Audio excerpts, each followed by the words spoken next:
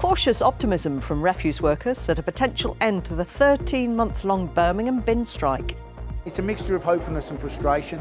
Hopefulness that maybe there is a deal on the table, maybe there is an end to this strike, and then the frustration that we could have settled this a long time ago. A possible end to Birmingham's 13-month continuous bin strike has been greeted with cautious optimism from refuse workers. It's after the council's Labour leader announced a negotiated settlement to end the bin strike is within sight. Well, opposition parties have criticised the timing with council elections next week and all say they too would make ending the strike a priority. This afternoon, a group of striking bin workers gathered in Digbeth to discuss the developments. And David Lumb was there.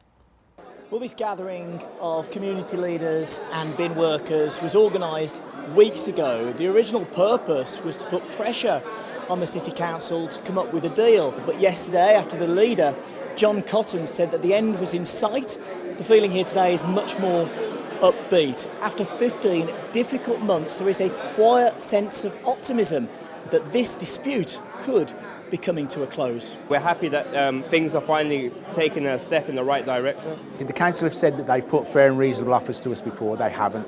I would consider this to be the ballpark figure that we negotiated at ACAS would be the first fair and reasonable deal I've seen. We need to get this pushed across the line to the members and everything else. Forget about the politics. Mark my words, in the future, when local authorities look to attack their workers, they will first of all look to see what happened in Birmingham.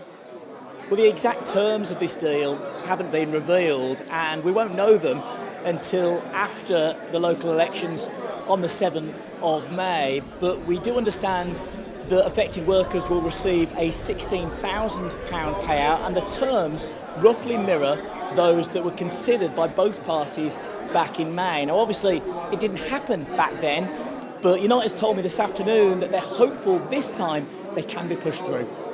What we've got is a statement by the council coming out and talking about what this deal could be about. I think that's a sign that they are confident of being able to push it through. The commissioners who have been blocking this up until now are answerable to government. That's a Labour government. So the Labour government have the authority to be able to say to the commissioners, you will not block this deal.